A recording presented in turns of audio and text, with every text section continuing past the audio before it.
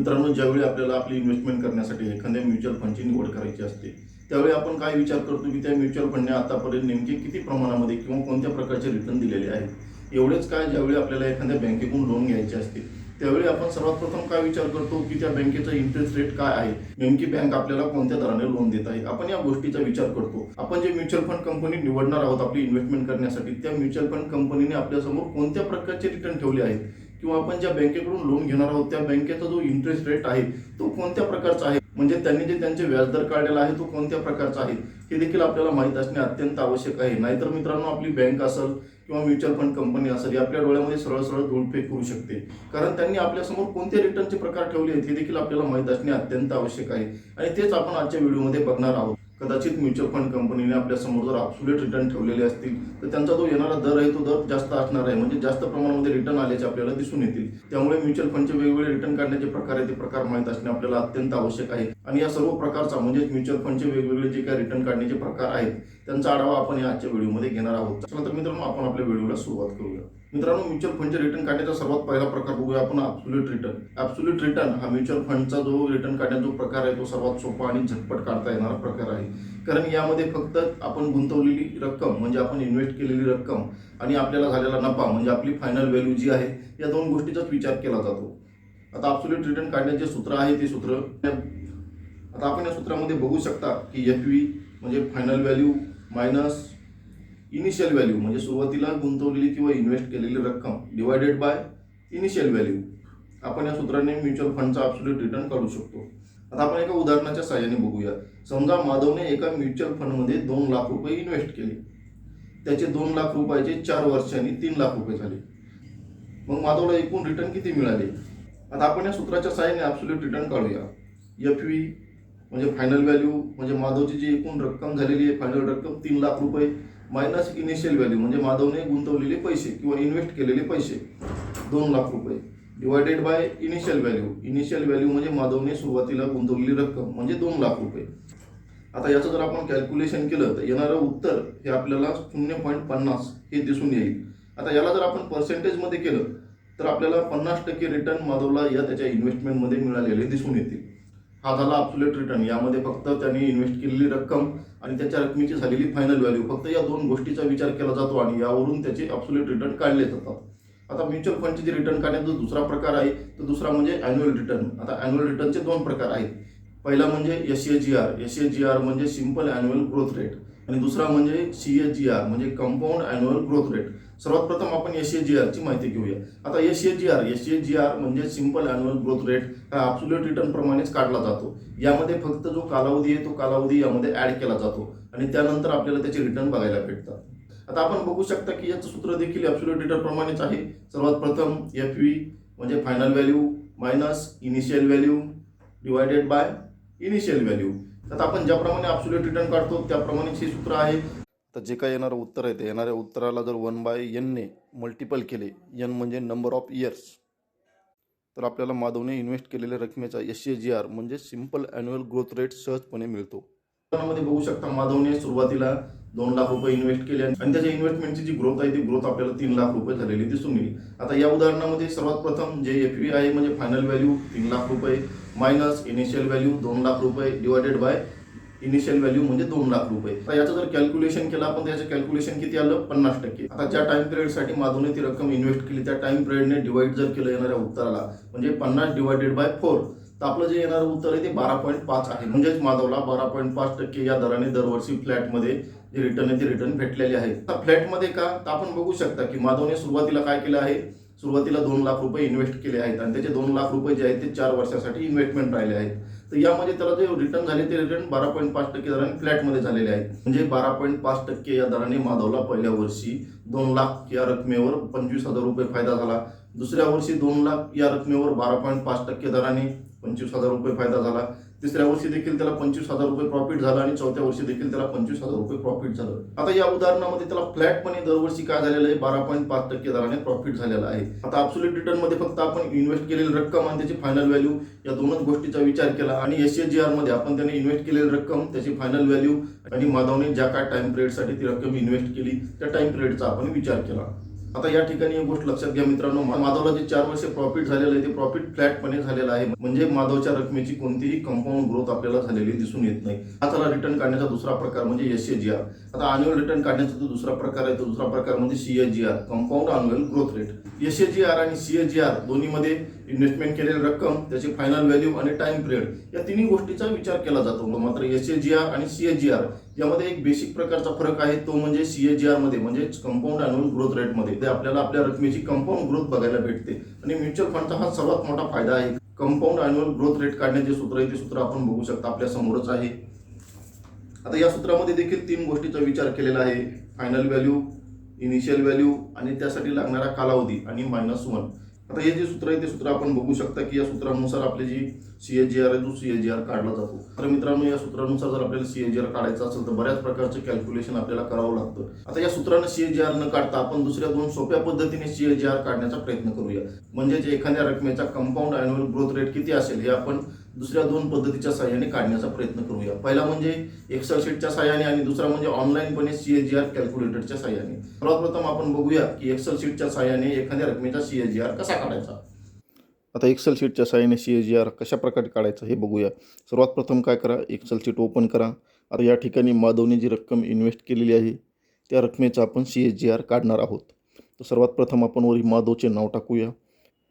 त्याच्यानंतर खाली माधवने ज्या टाईम पिरियडसाठी रक्कम इन्व्हेस्ट केलेली आहे ते इयर टाकूया. दुसऱ्या ठिकाणी जी माधवची इनिशियल रक्कम आहे ती इनिशियल रक्कम आणि त्याची जो फायनल व्हॅल्यू आहे ती फायनल व्हॅल्यू, असे आपण 3 कॉलम तयार केलेले आहेत. आता पहिला कॉलम जो आहे इयरचा, त्या ठिकाणी माधवने 4 वर्षासाठी त्याची जी रक्कम आहे ती रक्कम इन्व्हेस्ट केलेली आहे. पहिल्या कॉलममध्ये आपण इयरच्या 4 टाकले. आता दुसरी जो इनिशियल जी व्हॅल्यू आहे म्हणजे माधवने सुरुवातीला जी रक्कम इन्व्हेस्टमेंट केलेली आहे रक्कम किती आहे, 2 लाख रुपये. या ठिकाणी 2 लाख टाका. आणि तिसरी जी रक्कम आहे त्याची फायनल व्हॅल्यू, तर त्याची फायनल व्हॅल्यू जी आहे ती आपल्याला 3 लाख रुपये दिसून येईल. आता एक्सेल शीटच्या सहाय्याने आपल्याला जर एखाद्या रकमेचा CAGR म्हणजे कंपाऊंड अॅन्युअल ग्रोथ रेट काढायचा असेल तर त्याच्यासाठी त्याचं स्पेशल असं CAGR काढण्याचं कोणतं सूत्र नाहीये. आपण काय करूया, एक्सेल शीटमध्ये जो काय RRIचा फॉर्म्युला आहे त्या फॉर्म्युल्याच्या सहाय्याने आपण या रकमेचा CAGR काढूया. सर्वात प्रथम = टाईप करा. त्यानंतर एक्सेल शीटमध्ये RRI हे टाका.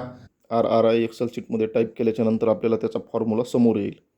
आता या फॉर्म्युल्यामध्ये सर्वात प्रथम जे कॉलम आहे तो नंबर ऑफ इयर, दुसरा जो कॉलम आहे PV म्हणजेच जी काय सुरुवातीची इनिशियल जी व्हॅल्यू आहे या ठिकाणी 2 लाख रुपये आहे आणि तिसरा जो फायनल व्हॅल्यू आहे ती फायनल व्हॅल्यू देखील आपल्याजवळ आहे 3 लाख.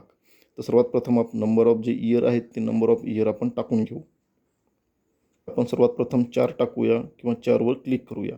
त्याच्यानंतर कॉमा द्या. कॉमा दिल्याच्यानंतर त्याची जी इनिशियल व्हॅल्यू आहे ते इनिशियल व्हॅल्यूवर क्लिक करा आणि इनिशियल व्हॅल्यूवर क्लिक केल्याच्यानंतर कॉमा द्या आणि त्याच्यानंतर सर्वात शेवटी फायनल व्हॅल्यूवर क्लिक करा आणि एंटरचे बटन दाबा. याचे पर्सेंटेजमध्ये जर आपण ही ग्रोथ काढली तर ही पर्सेंटेजमध्ये आपल्याला जी ग्रोथ आहे ती ग्रोथमध्ये ही ग्रोथ 10.67 ही दिसून येईल. आणि फायनली आपल्याला माधवचा जो CAGR रिटर्न आहे ते रिटर्न 10.67 आल्याचा दिसून येईल. हे झालं एक्सेल शीटच्या सहाय्याने CAGR काढण्याची पद्धत. आता आपण ऑनलाईन CAGR कॅल्क्युलेटरच्या सहाय्याने देखील CAGR काढू शकतो. आता आपण काय करूया, माधवच्या उदाहरणात आपण ऑनलाईनपणे CAGR कॅल्क्युलेटरच्या सहाय्याने CAGR काढूया. सर्वात प्रथम काय करा, गुगल ओपन करा. आता गुगल ओपन केल्याच्या नंतर गुगलमध्ये CAGR कॅल्क्युलेटर हे टाका. आता बघू शकता की आपल्यासमोर अनेक प्रकारचे पर्याय आलेले आहेत. सर्वात प्रथम ET मनीचं कॅल्क्युलेटर आहे, 2 नंबरला ग्रोचं कॅल्क्युलेटर आहे. आता काय करा, ग्रोच्या लिंकवर क्लिक करा. ग्रोच्या लिंकवर क्लिक केल्याच्या नंतर आपल्याला ग्रोचं जे कॅल्क्युलेटर आहे ते कॅल्क्युलेटर समोर आलेलं दिसून येईल. पहिला पर्याय इनिशियल व्हॅल्यू, फायनल व्हॅल्यू आणि टाईम पिरियड.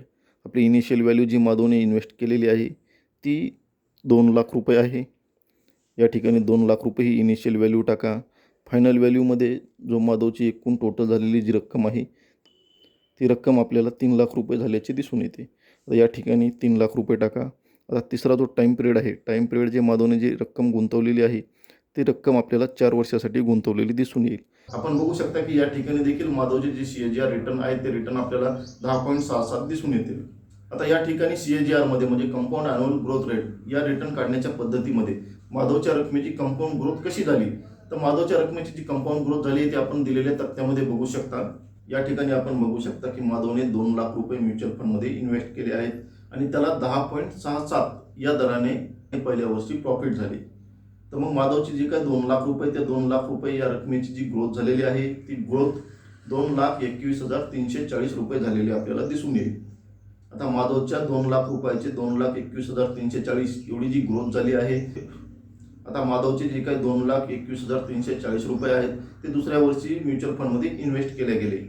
आता दुसऱ्या वर्षी माधवला जे प्रॉफिट झालं ते प्रॉफिट त्याला 2,21,340 या रकमेवर झाल्याचं आपल्याला दिसून येईल. मग दुसऱ्या वर्षी माधवला जे 10.67 या दराने प्रॉफिट झालं, तर मग दुसऱ्या वर्षी माधवच्या रकमेची जी कंपाऊंड ग्रोथ आहे ती ग्रोथ आपल्याला 2,44,956 रुपये झालेली दिसून येईल. मग तिसऱ्या वर्षी म्युच्युअल फंडमध्ये माधवची जी रक्कम इन्व्हेस्ट झालेली आहे ती इन्व्हेस्ट झालेली रक्कम 2,44,956 आहे आणि हेच आपल्याला कंपाऊंड अॅन्युअल ग्रोथ रेटमध्ये बघायला भेटते. मग तिसऱ्या वर्षी माधव जी रक्कम आहे 2,44,956 रुपये या रकमेवर माधवला 10.67 या दराने प्रॉफिट झालेला आहे. मग माधवची तिसऱ्या वर्षी जी रक्कम आहे ती रक्कम आपल्याला 2,71,092 रुपये झालेली दिसून येईल.